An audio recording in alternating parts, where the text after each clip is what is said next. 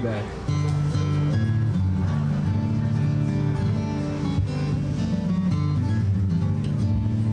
Is everybody home? I don't know. Well, that ain't it. Maybe in the monitors. We probably don't need that.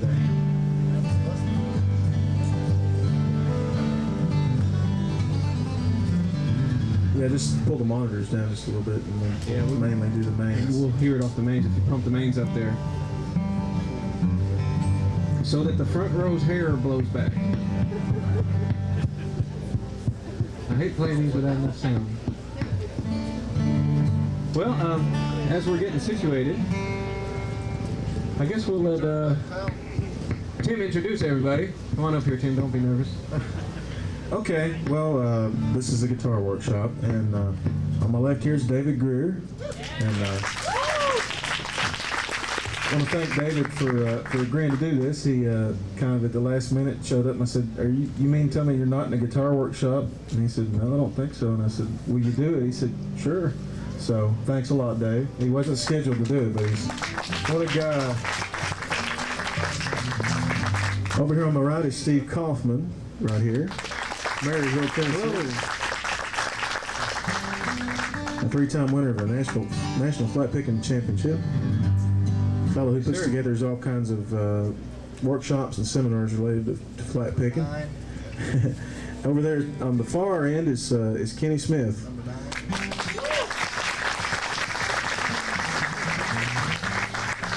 Kenny is one of the real bright young flat pickers in the country, and he plays with the Lonesome River Band.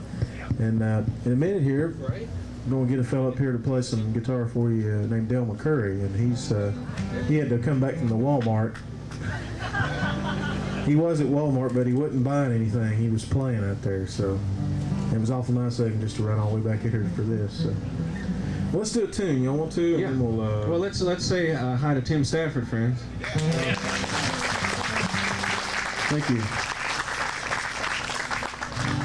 Anybody got any ideas for a tune here? Let's do something like someone asked me before for Red Haired Boys. That sound like a good one, just a In G? Okay. Yep. G would be all right. Are you here, young lady? Okay, this is for you. Okay. You want to kick it out there, Steve? Or? All right.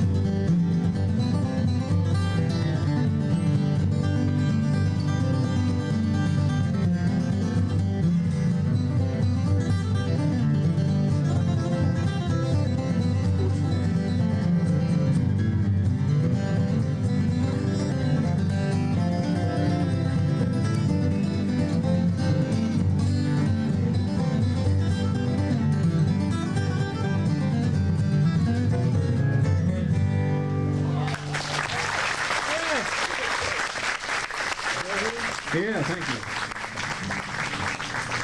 Well, let's see. Let's do a question answer real quick before we. Where is Dale anyway? That's a good question. He was parking the bus, Oh, is he? and he'll be back over here in a second.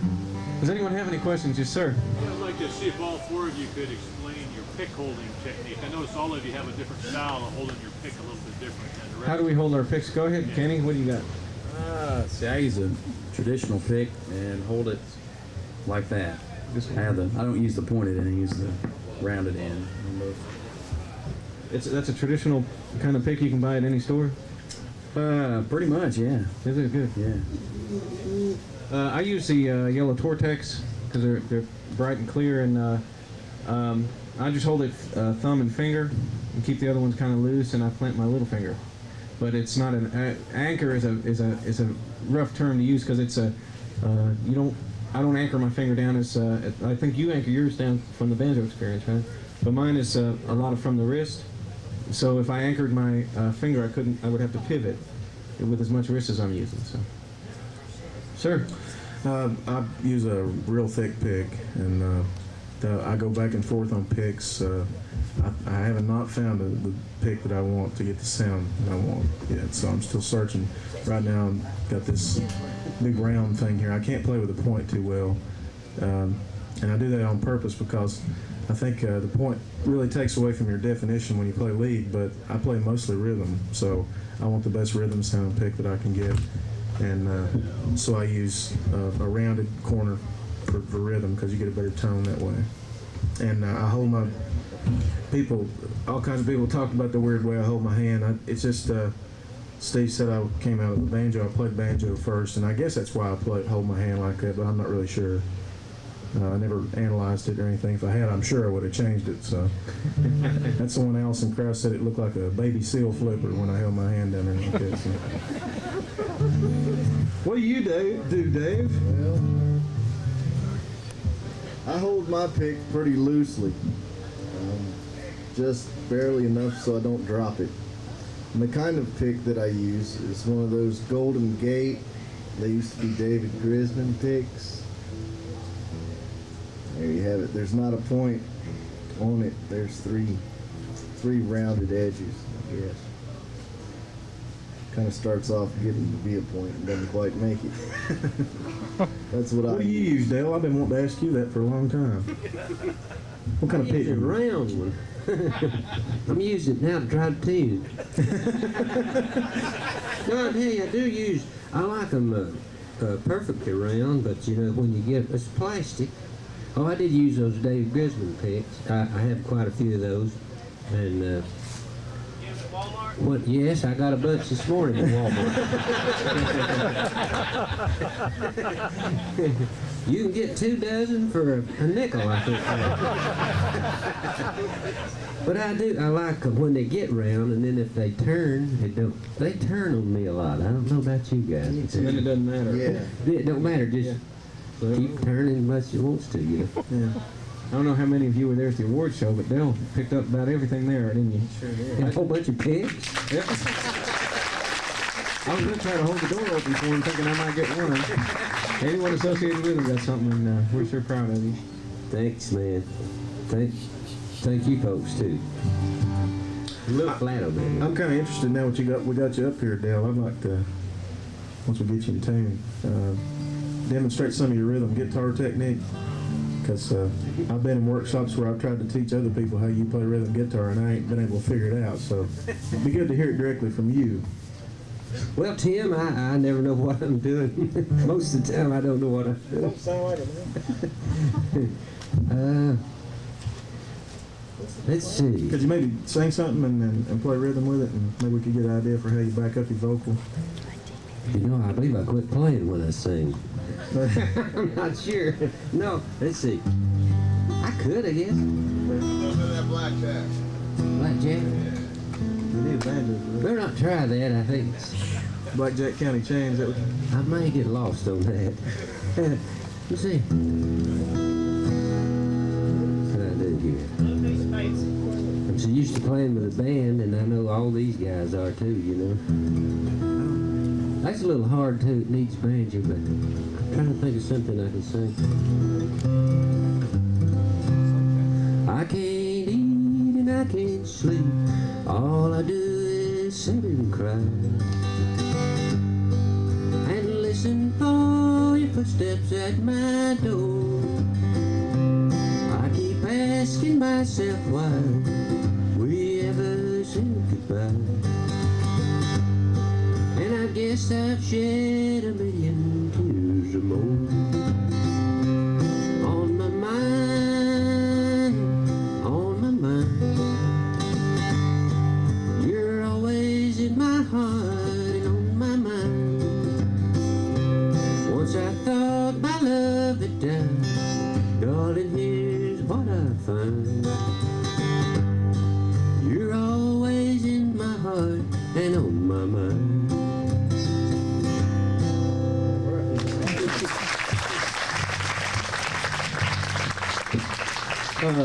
The reason I did that, I played that because the guy that sung that was my favorite guitar player. Lester Flatt. Yeah. You know, one of the things I notice about Dell's playing that a lot of beginners sometimes might not notice when they're playing is that Dell doesn't bang on that guitar, but a lot of sound comes out where it's supposed to, when it's supposed to, in a real nice way. A lot of younger players or people beginning tend to bang on their instruments and think that's how they're getting the sound, which, if you just saw what I just saw, that isn't the case.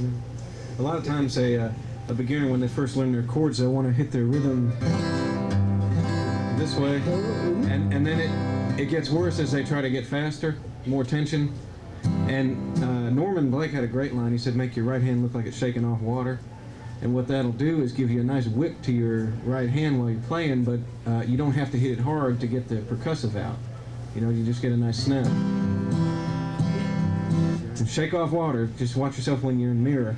You know, just look in the mirror and see how your right hand is. Because if you're pushing it through, it's going to sound like you're working too hard. And you will be. You won't be able to keep up. I know you said Lester Flatt's your favorite, and I love his playing too. And he played, of course, with a thumb pick. Yeah. And how did you have to change your technique to match what he was doing with a flat pick? You know, I think I just I liked the sound, and at first I didn't know that he was using a thumb pick and finger pick, you know. Mm-hmm. And I think I learned, or tried to learn what he was doing with a flat pick before I even seen him play, and I thought, man, that's how he does it. He uses two picks. He's two up on me. By that time, it's too late to try to learn how to do it. Yeah, it's too late then, but That's the way a lot of stuff happens like this by mistake. You know, you think somebody's doing something one way, and what comes out of it's another style. So. That's right. You know, I always liked something about his playing. I never could do, but there was something about his rhythm, and that's probably the reason, was because he used the thumb and finger pick. You know, and he didn't play hard like you were saying. He played. He hardly ever broke a string. One time I saw him in about 1970, and he broke a G string, and Earl said in 1948 that was going to break, but it lasted from 1948 to 1970. So he didn't play too hard, you know.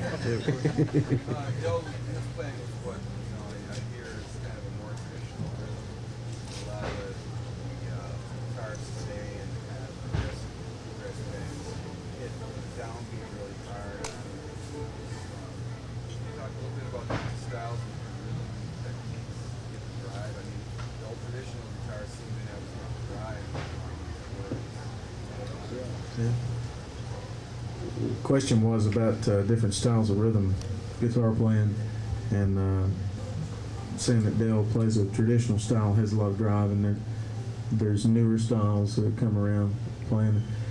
I tell you, I don't really feel like it's necessarily a style you pattern yourself after. I feel like it's who you're playing with and the song that you're playing. You should always play to the song, I think.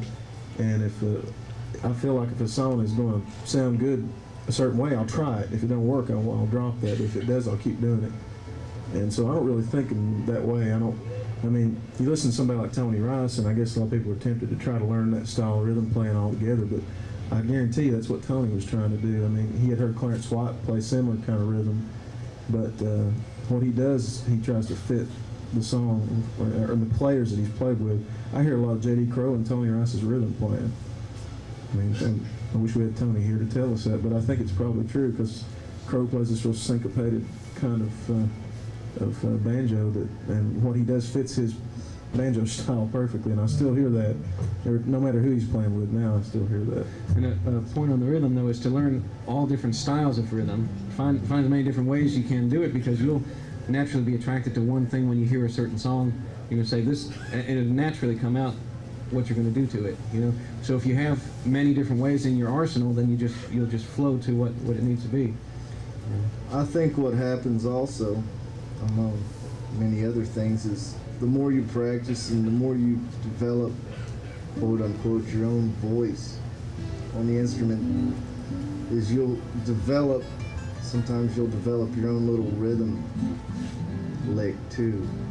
It's not just a solo the way you would approach a solo, it's the way you approach the rhythm also. And everybody up here has a different rhythm style, even if they were all chosen to play the same song at the same tempo, the same chords, everything alike. It would sound unique. Each of us would be a little different.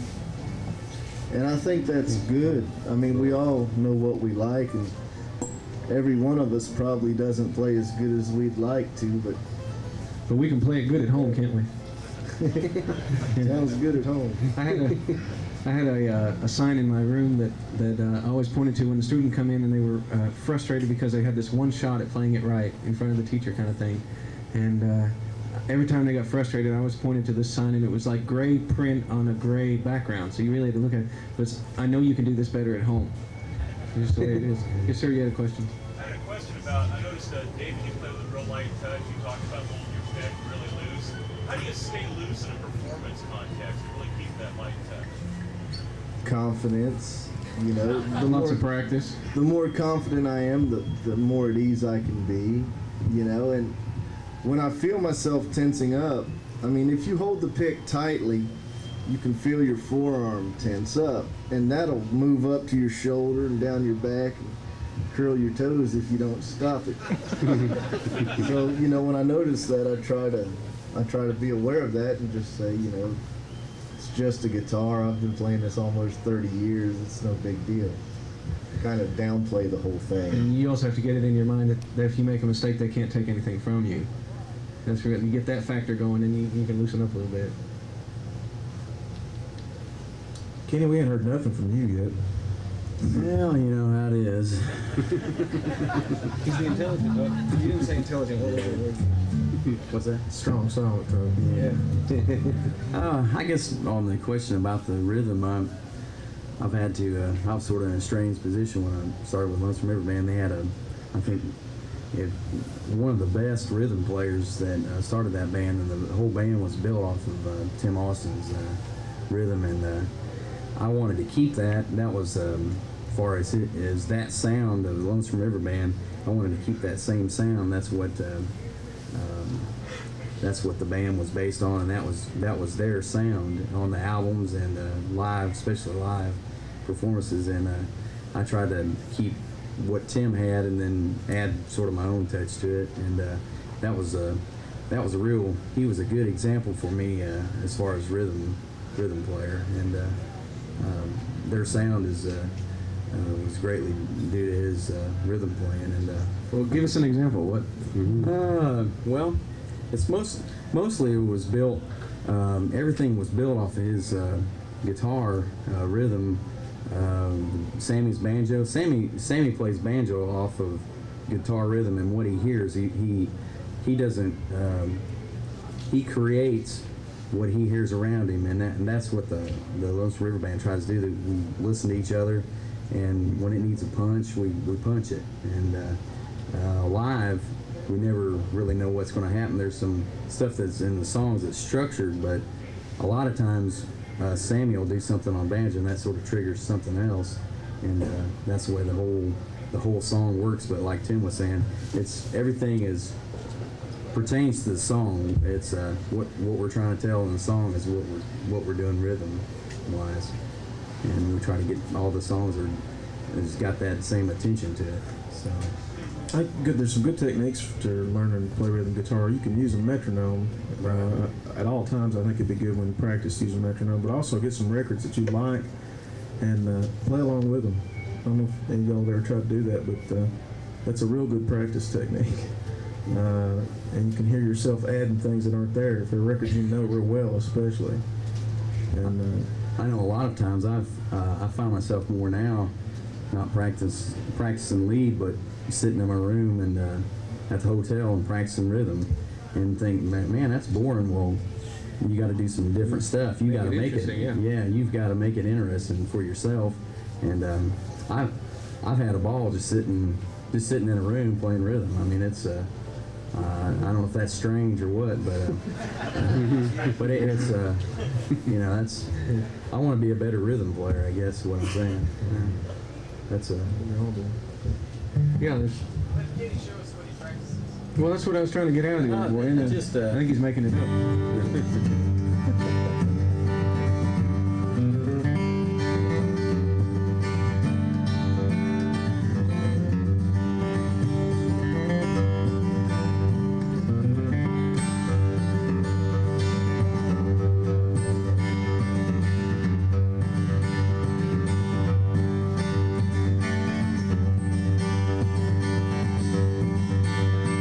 you can create different stuff like that. It's just Sounds good, don't it?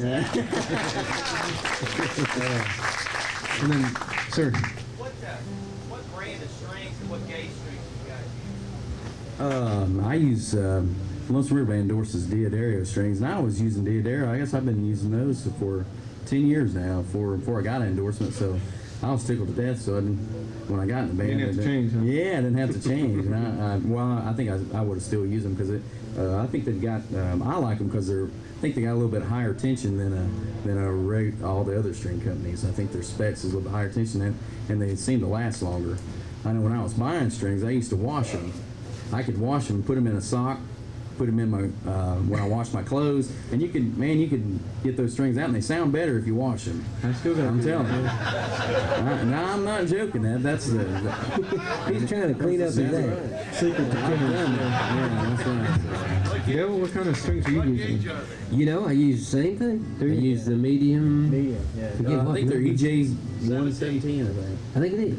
Yeah, same thing. I like I'm it. using the DR strings. It's a rare phosphor bronze. They call them rare 13s. It's a 13 to a 56, and then my 7 string is a 94. yeah, it's a 94. No, it's a 66, but it's also a rare phosphor bronze. I use the same thing Kenny and Dale use, the Dario J17 medium strings, but David's got an interesting perspective on this, which I think is valuable. We did a workshop last week, so I know what he's going to say. Well, God dang it. Well, I used the Dario also. I used the J14s just because they're medium light is what they are. They're the 80-20. They're not as bright as phosphor bronze, and I like that. That's why I use this kind of pick, because I get a warmer sound out of this. There's not a point. It's a warmer sound, which I like. What was this valuable thing? He had a great line. I knew you was going to do that. It was Well, somebody asked in a workshop last week in Winfield this very same question about picks and strings, which everybody asked. Yeah. And David said, well, it really don't matter. It doesn't. It really And doesn't. the point was that if you focus too much on technical things like strings and picks, sometimes you lose sight of what's really important when you're trying to learn how to play. It's the fire, the energy you have when you're just wanting to learn something and you're really into it and you think about that all the time. And when I first began playing, I was playing the 18 that I still have now and play sometimes, but I was using black diamond heavy gauge strings. I mean, the action was like a dobro. And I didn't know they made medium gauge strings, and I played all the time. Looking back now, it's like, golly, I wish I'd known they made some easier strings to play. But it probably helped you.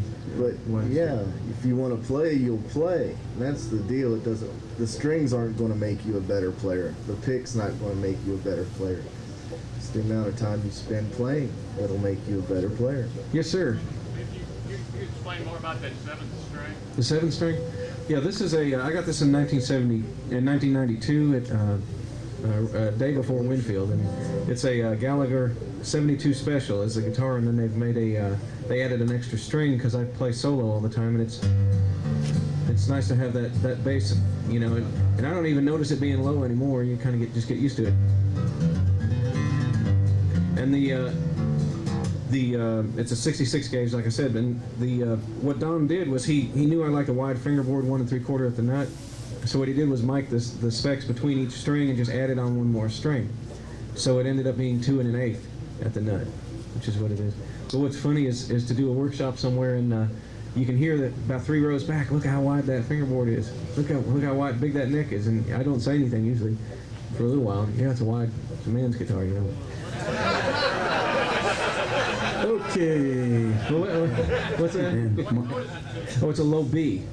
Yeah. Man, I was just going to say, Steve, mine's almost that wide, and I just only have 6 strings. And there was a trivia at Winfield, and the question was, who was the first player to play this guitar? And it wasn't me. You can tell far up. No, this man right here. You helped build this one. Yeah, I built the body for that. Did you? Sure did. Great yeah. job. Yeah, I worked at Gallagher's, I guess, for about 4 years. Yeah. But Kenny worked. Now let's let's play something else. Oh, man. And then we'll come back to this. Want to? What you got? It don't matter, but Don't matter. What do you want to hear? probably more likely to know Salt Creek than we are Dill Pickle Rag. Well, Dave does a Oompa section of Dill Pickle Rag. Don't let me play no lead.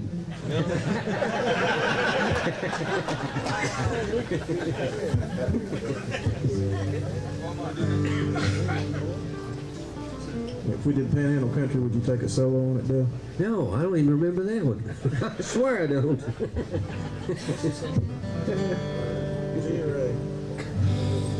Beaumont Rag. We do Beaumont? Beaumont Rag? Beaumont, is that okay? Is that all right, Dale?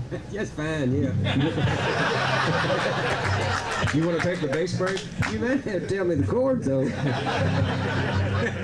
It's easy. It's okay. Mr. Grier, you feel like taking this one?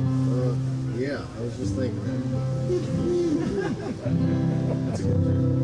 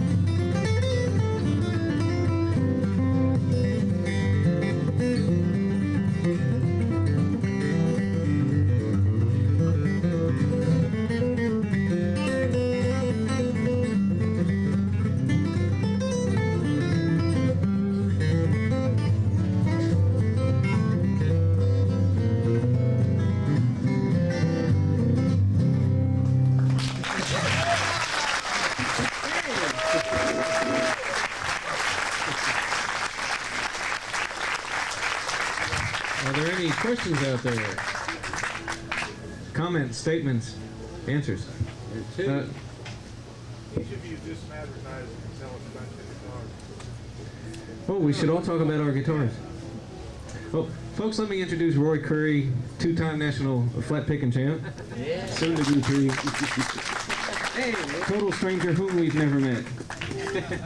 You play this? Yeah, Dell, what do you have there, Dell? This one, wait a minute. Mossman.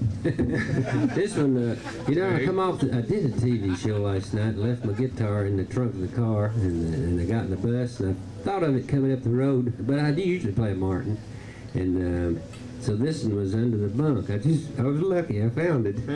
Yeah. Did Kenny make the body to that one too? Yes, he's made them all. He made the keys. Those are cheap-looking keys there, Kenny. I'm pretty crafty. I think. No, this is a good guitar. I just never did play it all that much, you know. Once in a while, Rob used to play a little lead on it, you know. You're playing 18 now, aren't you? Yeah. Yeah, you're part of the D18 crowd. I like to hear Yeah, that. we both are, huh? Yeah, that's right. That's right. Yeah, yours is a 36, right? 6. Yeah, and I got a 35. Oh, he's got one of them. Yeah, I got one on Dale. Yeah, yeah. I found this about 2 months ago. A collector, a good friend of mine named Jeff Spencer, came up to me and said, "Man, I got a guitar." Said, "You need to come over and play it." And came over and he opened this and had the original case to it. And I opened it up and played about 4 hours and used it on the set that night. And Randy Lucas was making me. He's a builder out of Indiana. And that's my other guitar play. And I was I love the neck on this thing because it's a wide 30s neck, and I told him. He said, "Well, just take it home with you," and said, "Just copy the neck." Said, "Give it back to me." About 2 weeks, we was going to see him at a festival, and ended up falling in love with the guitar, and had to sell my car and all the guitars I owned, and so I'm tickled to have it. It's got everything's original on it, the bridge pins, the nut and saddle, and the keys. So it's I'm the third owner of it. Jeff bought off the original owner in Colorado. Him and his dad, he was 12 years old when they went into the music store, and it was the first Martin to be in a store in Kansas. And he had a Stella, and he traded in a Stella guitar, and they set him up with payments. I think the payments was like $4 a month, he said. So, and he had the guitar. So. Well, in the 30s, this guitar probably sold for $150 or $120 or so. Actually, I think it sold for about 60. 60, yeah. Yeah. I had an old C3. It was a 1932, and it sold for $210 in 1930. It was the most expensive one they made. Right. Over the, Yeah, this was 35 was the last year. It had the stamp in the back of the. It's got a C.F. Martin stamp in the back of the neck. on the back of the peg head. Yeah. You know, I didn't know that. That's the last year for that. And we already said this is a Gallagher 72 special custom. I play a D18 too. I've got a 55 D18 I play a lot, and I recently abandoned that in favor of this guitar here. It's a rosewood guitar built by Ray Dearstone, who mainly makes mandolins from East Tennessee. Well, just like Tim, I also have been playing a 55 D18. And I've played that ever since I began playing, and I got this guitar 4 years ago. It was made by Marty Lanham, as a builder and repairman that lives in Nashville, Tennessee. He lives like 4 miles from my house. Makes it real nice. And the name of the company is the Nashville Guitar Company. That's what the NGC stands for. And they're really nice. It's not too bright, not too dark. It's just right. It's like that. Hey, questions? Somebody's my porridge. Well, here. One of you use bone instead of plastic. Bone saddles and. Do you have bone nuts, Kenny? I'm so glad you said that. Inquiry minds want to know. He wants to put that on his little flat picking hotline. Folks, it's all in the newsletter. Yeah, that's right. All Pick one up at the table. I'm over next to the Gallagher's. Boy, No, yours would have, I guess, I don't think I'm going to be sitting next to Steve next time I get up. Scared me. I think it was Ivory. Yeah, I think so. It might be both. I'm not sure. Yeah, both. That's one for the blues. Yeah. I think this one's just, I think this one's plastic. I haven't had a chance to, I think that's bone. is it bone? Sure is. Oh yeah, they were using Ivory nuts. Yeah, the galleries use ivory nuts. Ivory nuts and yeah. I just haven't had a chance in 4 years to even take this out. Yeah. I haven't done any setup. It's just the way it comes from the factory. So you did a great job. Thanks, Steve. This actually is one of my favorites. The other favorite guitar of mine is a 72 Special I won at Winfield in '78. And you didn't make... That's a JW model. JW made it, and it's a killer guitar. And then Don put another neck on it and gave me an incredible angle on the neck. I asked him to kick it way back. So the other 72's got a real high saddle, real thick bridge. The neck kicked way back gives me a lot of punch over here, but easy action over here, and just a killer. What do you have on yours? They're bone. Ray showed me what he bought. He went down to the vet store and bought a pack of dog bone. He'd make about 60 saddles and nuts out of them. So that's what they use. How did you get your guitar, Dale? Your D18? How did you come across it? It was down in the first time I played my D18 was in, I don't know where it was at, but it was up in north somewhere in I forget the guy's name. What's the guitar dealer up there, you know, about Newmarket? That little skinny guy? He's probably here. He won't like me calling him skinny, will he? Man. I saw the guitar first time in Baltimore and played it, but it wound up in Nashville, and I gave somebody the money, and I don't know where it came from. I really don't. It wound up at the big guitar shop south of town. You know where that is? No, way down south there at, nobody knows who he is. So, okay, I'll tell you what. Ronnie borrowed the D18 from this man, and he did a record with it. And he said, "Dad, you want to play that guitar? It's for sale." And I said, "Nah." I was playing D28 then, you know, like the middle 50s, early 50s. And but he had me play it on stage, and that was a mistake because I liked it, and then I had to buy it. Then I had to get all that money together, you know. Yeah. But it had the sound I liked, you know, on stage, and it played so easy. It's got such a little bitty neck. It's probably been cut down, that neck has. It's been abused a lot, that guitar I play. But it wasn't me that did it. It was the guys that had it before me. They abused it. Does anybody else got another question? We might be able to take one more question, and I think we're about out of time, and we can play one more tune, I guess. But we got... Yeah, I'd like to hear you guys express your opinion on flat picking, cross picking styles, one up, one down versus two down, one up, and that kind of stuff. Yeah, whichever works for you best is the one you should use. George Sheffer says you got to do two down, one up, but he's an opinionated fellow, you know. No, if you listen to that style, it is a lot smoother. I can't do it, so I don't do it, and it's more. It just comes more natural to me to go up, down, just alternate.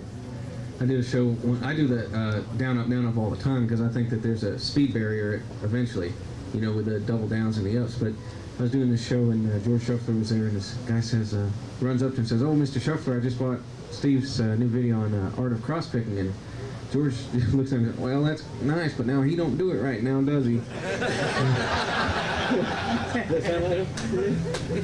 He was a sweet guy. It was really neat to meet him. But I do the down up, down up. What about you, Kenny Bob? You know, I don't know.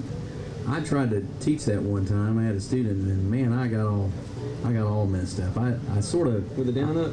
Yeah, down up. It's sort of. I'm sort of.